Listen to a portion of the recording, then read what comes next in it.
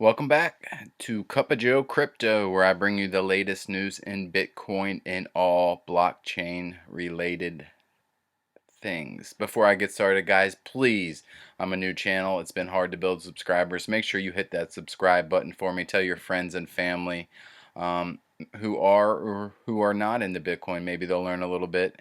And as you'll see later on in one of my news articles, why it would be in their favor to possibly learn about Bitcoin and the blockchain technology to see how it could be forever life changing in multiple ways. So, with that being said, let's get right into it. Total market cap sitting at $213 billion with BTC dominance below where it's been for a long time at 66.9%. Bitcoin right there at pretty much 8,000, sitting at $7,958 with Ethereum sitting at 171. We'll take a look at the top 10 coins. XRP with a slight gain, sitting there at 25 cents. Tether $1.01. Bitcoin Cash staying about the same at 222, and the rest have a red day. Cardano with a 1.94 loss, sitting at under 4 cents. Unbelievable. So we'll do a little article about the dip in the BTC written by Adrian Zumunsky. Bitcoin dips below 8,000 as altcoins see mixed movements. So Sunday, October 6th, which is today, the top 20 cryptocurrencies are seeing mixed movements on the day while Bitcoin's BTC price dips below the 8,000 mark by press time. And there it is, guys, right as I was just showing you moments ago. Bitcoin's price is currently down by 1.83% on the day, trading around $7,960. And looking at its weekly chart, the coin is down by about 1.49%. ETH is holding onto its position as the largest altcoin by its market capitalizations, which currently stands at 18.84 billion. The second largest altcoin, Ripple's XRP, has a market cap of 10.9 billion at press time. Guys, it wasn't that long ago where I remember some of the Ripple fans were making huge praises as Ripple finally hit the number 2 spot over ETH, but that was very short lived, and as you can see, the gap between the two has done nothing but increase. Coin360 data shows that ETH has seen its value decrease by about 0.31% over the last 24 hours. At press time, ETH is trading at around 174, and on the week, the coin has also gained about 2.96%. XRP is up about 0.22% over the last 24 hours. We just discussed that. And it goes on to say, among the top 20 cryptocurrencies, the ones reporting the most notable price actions are Chainlink, which is up 5.64%, the Unicelio, which is down 6.82%, and Algo, which is down 5.66%. At press time, the total market capitalization of all cryptocurrencies is 216 billion, as I just told you. So in the beginning of the article, I told you, please hit the subscribe button, share it with your friends and family members. They could truly learn so much about blockchain technology, Bitcoin, and all cryptocurrencies. And this article next that I'm about ready to show you is why, in my opinion, you should give everybody that you know an opportunity to have their lives changed. And I truly believe Bitcoin, blockchains, and altcoins can change your life. Remember, this hasn't been a great year, but read this. Bitcoin is 2019's best performing asset, even after recent price downturn. Think about that, guys. You hear all about the stocks and the Dows and the SOPs, and it's up and it's down. Little old Bitcoin, nobody knows about, right? Here it is again as the best performing asset. Not just this year, but since the price of Bitcoin has began, it is the best asset in history.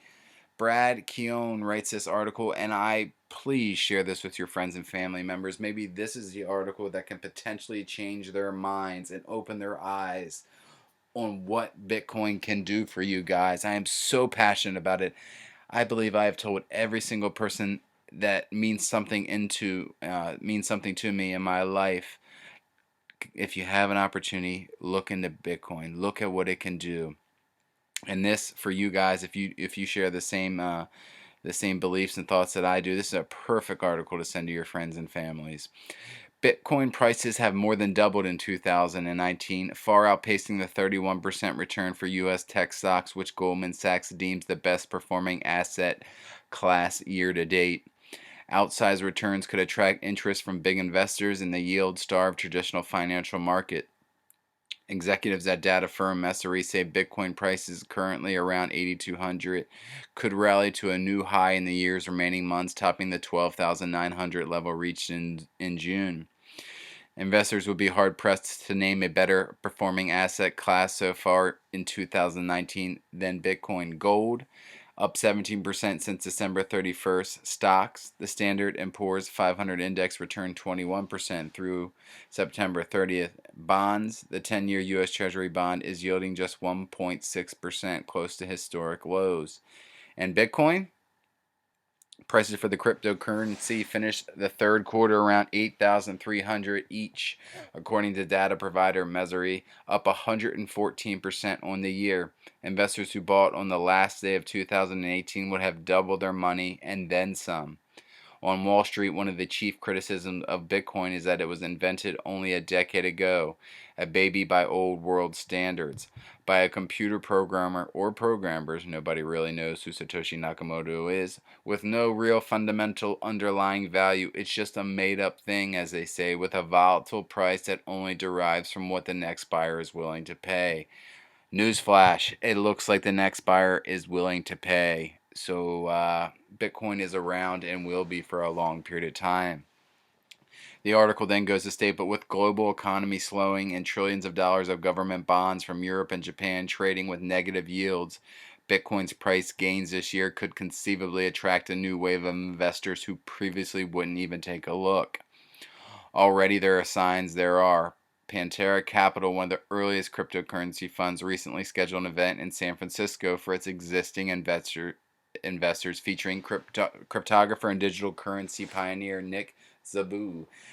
As word trickled out, a number of investors who had never touched the asset class contacted the firm requesting invitees, said Paul Brudsky, a partner at Pantera.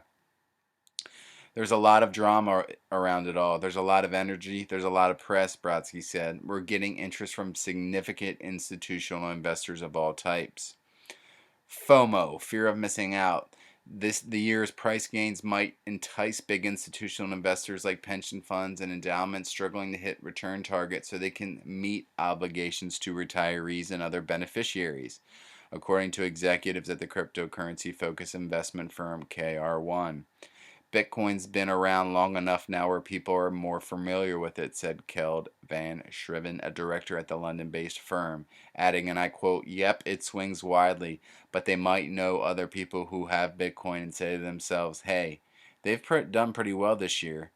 It's always down to fear of missing out." And guys, FOMO is one of the most famous words in the crypto space. I go on to read, in a report this week, analysts from the Wall Street Journal and Goldman Sachs ranked informational technology stocks as the best performing sector year to date with a 31% return, noting the outperformance versus other asset classes like bonds and gold. Of course, Bitcoin wasn't mentioned in the report, a reminder that the market remains in its infancy. Big Wall Street firms aren't yet trading digital assets in any significant scale, but year-to-date Bitcoin's price gains are nearly 4 times the level of those hottest of hot tech stocks. Many investors first noticed Bitcoin in 2017 as prices famously rose more than 20-fold, reaching an all-time high of $20,089 in December of that year. After an abysmal 2018, which is when I got into it, Bitcoin is now 58% off that peak, according to Messari, a New York-based provider of data on the crypto markets. But at the current price, the digital currency is still up more than tenfold from its level at the start of 2017's rally. Store of value. One of the long-term arguments from Bitcoin is that unlike stocks and bonds, whose prices are often highly sensitive to the decisions of central banks and governments, the cryptocurrency is independent, of sovereign authorities. Instead, it's governed by fixed policies that are hard coded into the underlying network and therefore difficult to change. Under those rules, the supply of Bitcoin is capped at 21 million, so it won't be prone to inflation like developed market currencies such as the US dollar, euro, and yen. It might be if their prospective central banks resorted to more money printing as a way of stimulating their economies. And as I just mentioned in previous articles before, how many times have we heard that the US Treasury is printing billions and billions and billions of dollars? Guys, there's no cap on how much money they can print. They're going to keep printing and printing and printing and printing, which eventually will make our dollar and so many other countries' yens or euros absolutely worthless. I go on to read, indeed, President Donald Trump, running for re-election in 2020, has repeatedly called for steeper interest rate cuts by the Federal Reserve, while accusing China of artificially pushing down the value of its currency, the yuan, to get an unfair advantage in international trade. Bitcoin is slowly becoming digital gold, but it's not there yet, said Kwang Wang, New York-based Missouri's head of product. No safe haven. For now, even professionals in the space acknowledge that Bitcoin is highly speculative. Many traders are just betting on whether the next series of price ticks will be up or down. And at the end of the day, Bitcoin is still a very speculative asset, says David Martin, Chief Investment Officer at the cryptocurrency investment firm Block Force Capital in San Diego. Because of the dramatic price swings in recent years, or even on a daily basis, he says it's not a safe haven asset. Martin noted that prices for Bitcoin have declined in recent months from a 2019 high of about 12,900 on June 26, partly because of waning enthusiasm in the industry over the near-term prospects of a wave of institutional money coming into the market. Vital signs. Some of Bitcoin's internal gauges, though, reveal a healthy and growing market. For example, Bitcoin's so-called hash rate, a gauge of processing power, has increased this year to about 90 quahashes per second, and exahash is a quintillion hashes from about 40 exahashes at the start of the year. Again, I just shared that in my last articles. If some of this information doesn't make sense, I encourage you to watch my old videos, as I stated almost all of this before. But for those who are just beginning watching this video, I'll go a little bit more in depth. Wong says he took an informal poll among his co-workers, and the average forecast for the year end of 2019 price was 13,252.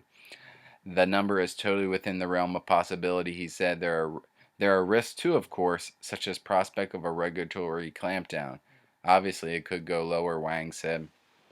Guys, we were at $12,900 just 2 or 3 months ago.